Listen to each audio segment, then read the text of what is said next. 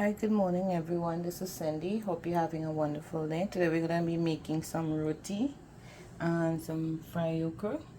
So I have some flour here. This is self-rising flour. So all I need to do is add some water to this to form a dough. And for the fried okra, what do we need? We have some chopped onion, some hot pepper, some pimento, and a little bit of garlic, and some oil and salt is all you need for this. So let's put this together. So in your pan or pot, you're going to add a generous amount of oil and you're going to allow this to heat up completely. So in the meantime while my oil is heating up, I did my dough. So you see here, I'm going to allow this to rest for a few minutes while I put the fried okra together. So I'm going to set this aside and leave it. So how are we going to know when the oil is hot? You can take your hands and go like this. If you feel the heat coming from the oil, that means it's good. Don't put your hand all the way down in the oil, otherwise you'll get burned. Or another way of knowing is you can take a piece of your onion. You see that? It's sizzling, so that means it's extremely hot. So I only added my onion and my peppers. I'm going to allow this to fry and get brown, and then I'm going to add my garlic to this. Otherwise the garlic is going to burn. So once the onions are getting like this, we're going to go in with the garlic and allow that to fry up in there for like just a couple seconds, not much. And then you're going to go in with your okra. So I just give this a good mix and just like open it out so it can fry properly in there. That's why I'm using this really big pot.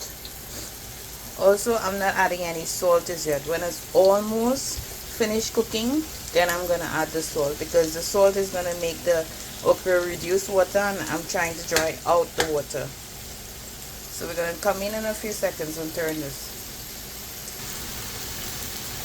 So I just give this a good turn. So guys, I forgot to mention, this was some okra that I previously bought, and I cut it and I freeze it. But you see how thin it's cut? All I did, I just took it out from the freezer while it was still frozen, and I allowed the oil to completely hot. And I left the heat on high.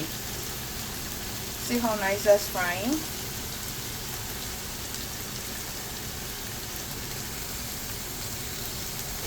So this is almost finished cooking. So I'm gonna go in here and add my salt. I like my okra not too hard, not too soft, but if you guys want it a little more hard and a little more crunchy, feel free to fry it a little more, but I like it like this. So I'm gonna add my salt, let it cook for a minute or two, and then I'm gonna remove it from the stove. So I have here a bowl with a paper towel that I have lined. I'm gonna put this in here and let all that oil drain out. So there you have my fried okra. I'm gonna show you with my roti in a little while how it turns out.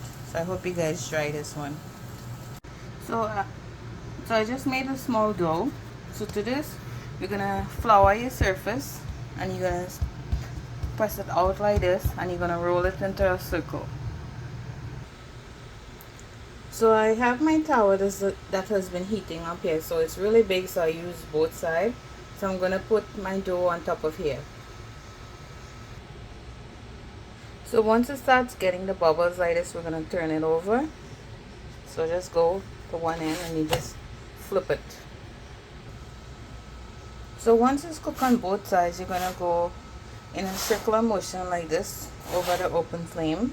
So I just pull my tower forward, and we're just going to go like this, keep rotating in a circle, and it's going to start swelling up and puff up. And there you have it, all puffed up. I think I got a hole somewhere, but it's completely cooked, so I'm gonna remove it from the stove.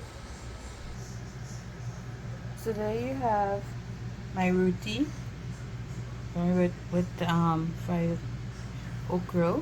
It's inside of the roti here, or if you want it on the side, I have it on the side here with some chalta anchar or whatever anchar you have. You can try that.